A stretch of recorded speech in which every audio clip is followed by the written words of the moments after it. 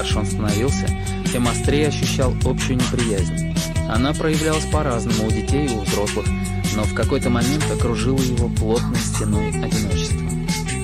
И сразу вернулся лес. Навалился, задышал в уши, закопал в мох и в сухие листья, спрятал и убаюкал тихими песнями свистунов. Слепой был его любимцем.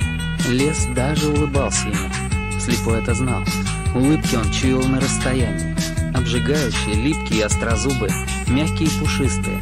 Они мучили его своей мимолетностью, недосягаемостью пальцем и ушам. Улыбку нельзя поймать, зажать в ладонях, обследовать миллиметр за миллиметром, запомнить. Они ускользают, их можно только угадывать. Улыбка, малыш, улыбка. Лучшее, что есть в человеке. Ты не совсем человек, пока не умеешь улыбаться.